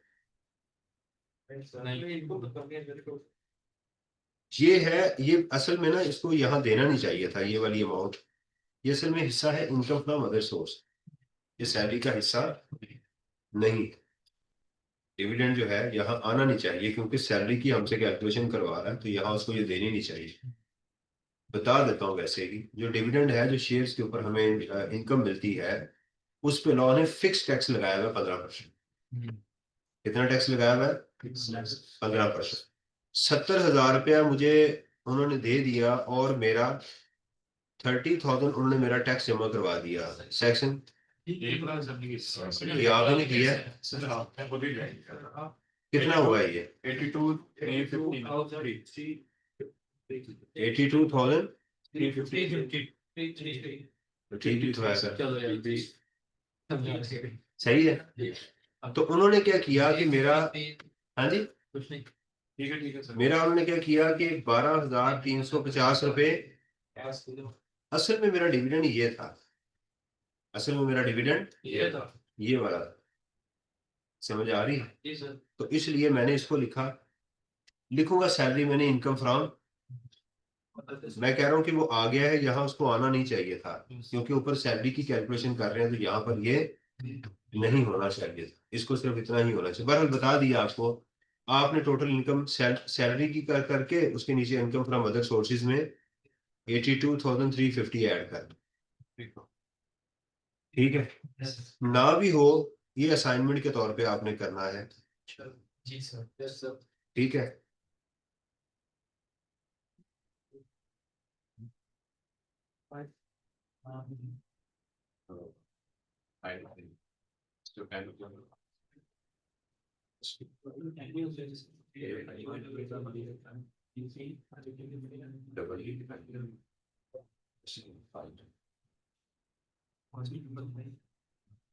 अच्छा, इसमें कैपिटल गेन भी आ गया, इसको रहने दे, बिजनेस भी आ गया, इस क्वेश्चन को भी रहने दे।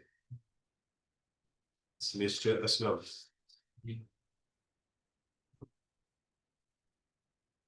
इसमें एम्प्लॉय शेयर स्कीम आ गई, ये भी एम्प्लॉय शेयर स्कीम का है।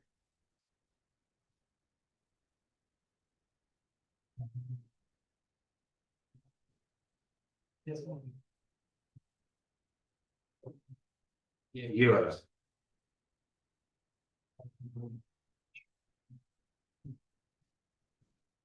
फिर इसमें रेजिडेंशियल स्टेटस दिखाना। जी, ये आ गया। अच्छा, ये मैं आपको समझाऊंगा, करेंगे आप इसमें, ठीक है। जी सर। इसको भी, ये वाला क्वेश्चन है आपकी असाइनमेंट के तौर के ऊपर, और हम ग्रुप में मैसेज कर दीजिएगा कि असाइनमेंट कौन सी है। अभी मैं आपको, अभी आपने जो मंडे तक आपने प्रिपरेशन करनी है, आई होप सो कि मैं थर्सडे फ्राइडे सैटरडे और संडे जो है ये मैं जरा ऑफ सेशन होगा, और होपफुली अगर मैसेज आया नहीं आया तो फिर मैं कल आ जाऊँ। मंडे तक आपने किताब का जो चैप्टर 1 है और 2 है, ये 2 चैप्टर आपने अच्छी तरह करने हैं। प्लस इसके जो आई कैप की जो क्वेश्चन बैंक है, इसके क्वेश्चन करने हैं आपने, हाथ से करने हैं, देखने नहीं है। और इसके साथ जो आई कैप के कोड ऑफ कंडक्ट है ना, उसको आपने रिवाइज करना। आई कैप वो बड़ा इंपॉर्टेंट है, इसलिए मैं बार बार, आप आई कैप कोड ऑफ कंडक्ट आपके चैप्टर 3 में है, चैप्टर नंबर 3 में एथिक्स के अंदर आपने पढ़ा था। सिर्फ कोड ऑफ कंडक्ट को आपने अच्छी तरह देखना है, ये वाले चैप्टर रिवाइज करने हैं, इसकी आपने समरी बनानी। अच्छा, मैं बोलूंगा तो आपने मुझे इसके साथ साथ बताना है कि इसका ट्रीटमेंट क्या है। जी, क्या क्वेश्चन आपने बताया 9 तक सकते हैं? नहीं 9 तक नहीं, जो जो मैं लिखवा रहा हूँ, एम्प्लॉय शेयर स्कीम को भी आप हैंडल ही कर सकेंगे। वो एक छोटा सा पॉइंट मैंने आपको बता दिया था, एम्प्लॉय शेयर स्कीम में और इश्यूज आते हैं, जब वो चैप्टर करवाऊंगा तो फिर मैं दोबारा इधर आऊँ। अच्छा जी। अच्छा, प्रोविडेंट फंड का ना मेरा एक लेक्चर है, अगर आप उसको देखना पसंद करें, आप जाके लिखेंगे नेट के ऊपर,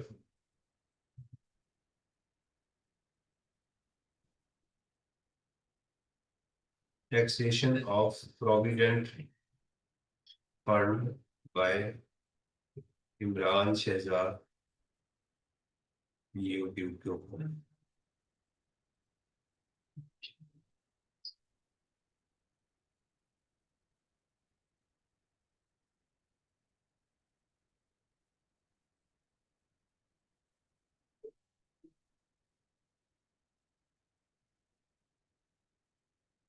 यहाँ एक वीडियो मैंने मेन बनाई हुई है कुरान पाक के ऊपर, उसको कैसे पढ़ना है वो देख लीजिएगा।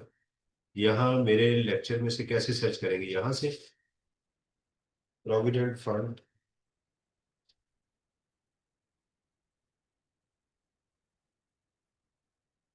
ये वाला, ये जो है ना, इसका लिंक ग्रुप में शेयर करेंगे। उसका लिंक ग्रुप में शेयर कर दो।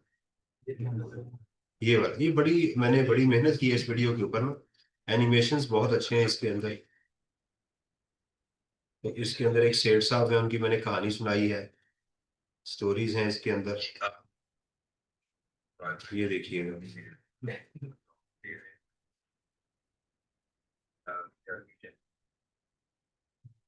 तो इसको जरा देख लेंगे तो फिर क्या होगा हमारे लिए।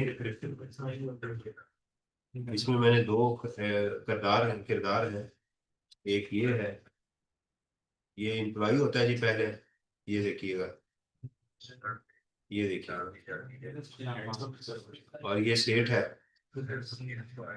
और ये एम्प्लॉय की,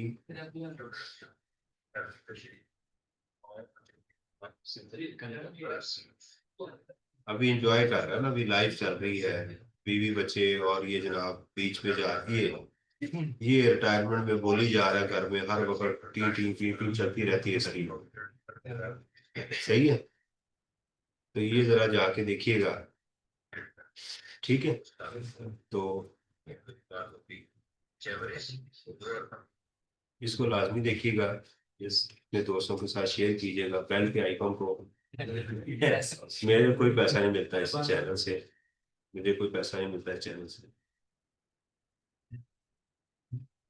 अच्छा जी, अच्छा जी, तो ये काम आप कर लीजिएगा तो आपका चैप्टर मैं दोबारा करवाऊंगा आपको प्रोविडेंट फंड, लेकिन इसको कर लेंगे तो आपको फिर मेरी बात समझने में आसानी हो। Mister Akbar was employed on 1 अगस्त 2025, ये बड़ी इंपॉर्टेंट लाइन, क्योंकि आप कैलकुलेशन कर रहे हैं 30 जून के लिए। तो जब आपको पार्ट ऑफ द ईयर की चीज बताए तो आपको मंथली कैलकुलेशन ध्यान से करना पड़ती है। इन द मंथली बेसिक पे of scale of this and this, अब ये आगे ध्यान दीजिए, ये एमटीएस है, मिनिमम टाइम स्केल है। बेस टैक्सेबल सैलरी जो आपने लेनी है वो ये वाली लेनी है, बेसिक सैलरी, ये इसका एमटीएस है। इससे मुझे पता चल रहा है कि इसका दूसरा साल है। कैसे? जब इसने ज्वाइनिंग की तो ये थी, तो 10,000 का उसकी इंक्रीमेंट लाके अब इसकी बेसिक सैलरी ये हो चुकी है। ये आपने फिगर सिर्फ आपने अकोमोडेशन के लिए यूज करनी है, ये मंथली है। बाकी पूरे कैलकुलेशन पूरी क्वेश्चन में आपने यही फिगर लेकर चलनी। अब अगस्त में अगर इसने ज्वाइन किया है तो आप इसको किससे मल्टीप्लाई करेंगे? 11 से। ट्रैवलिंग अलाउंस को भी 11 से, मेडिकल अलाउंस को भी। मेडिकल अलाउंस अगर नीचे कोई चीज नहीं होगी तो आप इसको 10% of the basic salary exam करें, और अगर नीचे medical facility under the contract हुई तो ये सैलरी में चला जाएगा डायरेक्ट, क्योंकि मेडिकल अलाउंस की एग्जाम्पशन कब खत्म होती है? जब उसको मेडिकल फैसिलिटी या इंश्योरेंस दे दी जाए। Mr. Akbar was offered to either avail a monthly house rent allowance of 50,000 or rent-free accommodation. He opted the accommodation. उसको कहा गया अलाउंस ले लो हमसे या हमसे अकोमोडेशन ले लो। उसने किसको ऑप्ट कर लिया? अकोमोडेशन को। तो उसके ऊपर क्या रूल लगेगा अकोमोडेशन के ऊपर? कि उसके घर की फेयर मार्केट वैल्यू और एक्चुअल रेंट और 45% ऑफ दी, नहीं, अब चूंकि एमटीएस गिवन है तो एमटीएस को लेके चलेंगे। अब बेसिक सैलरी को टैक्सेबल बेसिक सैलरी ही होगी, लेकिन जब अकोमोडेशन के लिए रूल यूज करेंगे तो एमटीएस यानी 150 इंटू 11 करेंगे। लेकिन ऊपर जब कैलकुलेशन करेंगे बेसिक सैलरी तो वहां 160 ही लेंगे। मैं ये नहीं चाह रहा कि आपसे सवाल बिल्कुल ठीक हो, मैं कोई असाइनमेंट दूं तो इसके 10% चांस होते हैं कि स्टूडेंट ठीक कर ले, नॉर्मली वो गलत करता है। तो असाइनमेंट का मतलब होता है कि आप इसको करेंगे। जो स्टूडेंट हर क्वेश्चन करता है, उसको गलत करता है, टेस्ट भी देता है उसमें गलतियां करता है, वो पास हो जाता है, राइट? और वो जो सुकरात की औलाद से हैं, जो अफलातून की औलाद से हैं, राइट, इनकी नस्लों से आ रहे हैं, आइंस्टाइन की नस्ल से हैं, जो नहीं करते और कहते हैं जी मुझे आता है, जो नहीं करते इस बच्चे से ज्यादा जहीन भी हैं, इनके चांस फेल होने के होते हैं। ठीक है, इसलिए mister Aslam has been provided free utility with a maximum limit of 10,000 per month, ये भी टोटली टैक्सेबल है। However, he generally consumed utility rupees amounting rupees in, ये सिर्फ एक इंफॉर्मेशन है जो आपको धोखा देने के लिए, भाई मुझे फायदा कितना मिला? वो 10,000 का, मैं 15,000 बिजली फूक जाऊं, मैं जनाब वो 50,000 की फूक जाऊं, मुझे उससे क्या है? इदारा मुझे क्या दे रहा है? असल बात तो ये है, बाकी सब कहानियां हैं इसके अंदर। Mister Akbar has been provided with a motor vehicle for official as well as 5%। The vehicle was acquired by ABC limited on lease. तो मुझे अब क्या चाहिए? Market value at inception, commencement. The fair market value of the vehicle was this at the inception of lease. However, under the lease agreement, ABC was required to pay total this over the lease term. ये irrelevant information है, इसको exam में लिखना नहीं लिखना, बस आपने इसका 5% इस अमाउंट का लेना है और उसको 11/12 करना है। जो भी एसेट आपको यूज में पार्ट ऑफ द ईयर दिया जाए उसमें टाइम एंटर करना होता है। During the month of December, the employer waived 100,000 loan due from Mr. Akbar. Loan 10 रुपए का भी छोड़ दिया जाए तो उसको सैलरी गिना जाएगा, तो ये आपकी सैलरी में ऐड हो जाएगा। Further, the employer also reimburse children education expenses amounting to rupees this. अगर ये इदारा एजुकेशन इंस्टीट्यूशन होता तो ये एग्जाम्प्ट होता, अगर ये इदारा तो ये मार्जिनल कॉस्ट में एग्जाम्प्ट होता। तो क्या ये इदारा एजुकेशन इंस्टीट्यूशन है, तो ये भी टोटली टैक्स होगा। ये पर मंथ है, ये टोटल है। Tax deducted bye the employer at the rate of this out of salary. ये कुछ ये बेनिफिट नहीं है, बल्कि आप जब टैक्स कैलकुलेट करेंगे तो ये उसका एडवांस टैक्स जो है 77,000 टैक्स में से माइनस हो। Mister Akbar left the job as well as Pakistan on 30th April. ये सारा 11 गलत हो गया, 9/11 हो गया सारा ये। हम तो उसको 30 जून तक लेके जा रहे हैं। कहते हैं 30 अप्रैल को उसने रिजाइन कर दिया। सच में 9/11 9/11 हो गया। अब कितने महीने हो गए? अगस्त, सितंबर, अक्टूबर, नवंबर, दिसंबर, जनवरी, फरवरी, मार्च, और वो यहाँ से छोड़ के अप्रैल भी हो गया। अब वो जितनी ऊपर कैलकुलेशन थी वो किस पे आ गई है?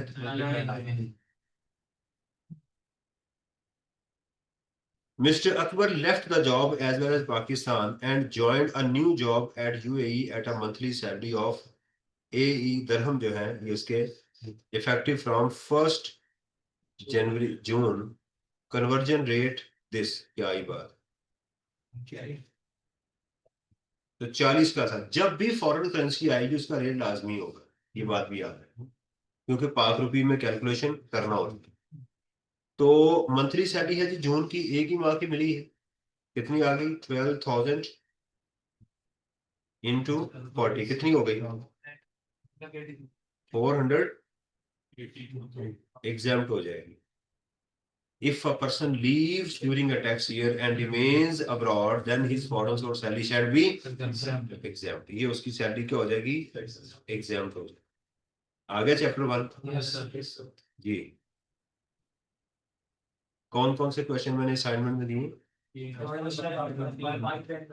शाबाश।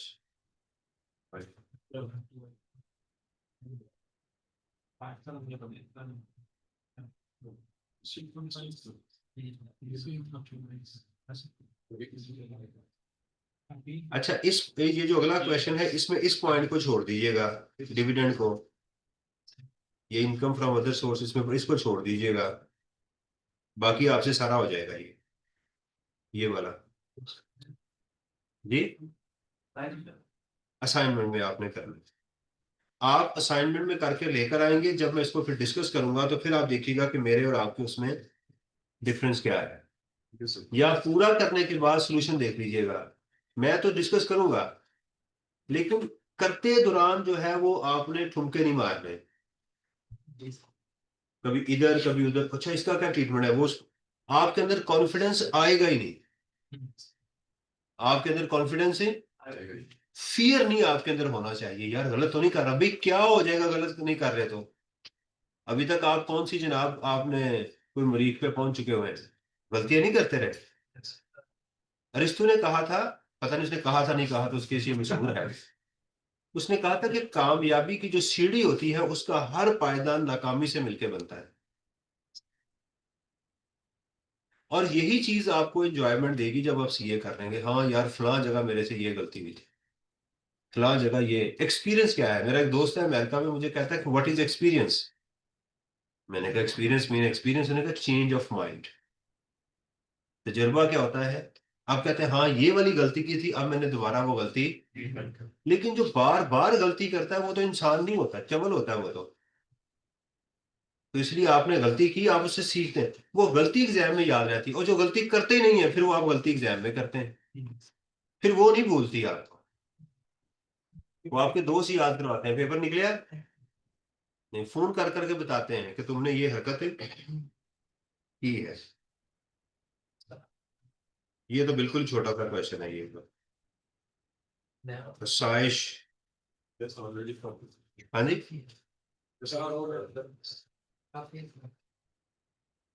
वो नहीं बड़े दिन है यार आपके पास है जी। Thursday, Wednesday, Thursday, Friday, Saturday, Sunday, 5 दिन क्या करेंगे वेले रह के भाई? पूरी कहावत की टीचर काफी sufficient amount of minor life देगा। हाँ जी, है ना हॉस्पिटल में। नहीं मैं नहीं हॉस्पिटल जाता, नहीं मैं जरा यार, मेरे भी दोस्त हैं, उनका भी दिल करता है कहीं जरा थोड़ा सा नहीं सर, होए भाई साहब, ये ना कीजिएगा यार, ये इसमें कुछ और चीजें भी आ गई हैं। ये आपने असाइनमेंट में क्वेश्चन 11 तक 11 तक नहीं, इसमें मैंने कुछ क्वेश्चन एम्प्लॉय शेयर स्कीम का जिसमें आ रहा है ना, वो आपसे नहीं अभी होगा।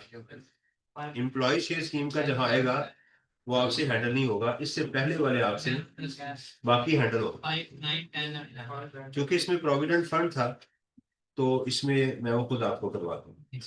ठीक है, आपने तैयारी करनी है इस पूरे की, और ये क्वेश्चंस आपने साथ हैं वो कर रहे हैं, समझ आ रही? जो क्वेश्चन तंग करेगा आपने उसको टिक लगा लेना है, जिसको दोबारा करेगा। तो इस तरह से क्वेश्चन आहिस्ता आहिस्ता शॉर्ट होते जाते हैं, समझ आ रही? ये मानना है। अस्सलाम वालेकुम।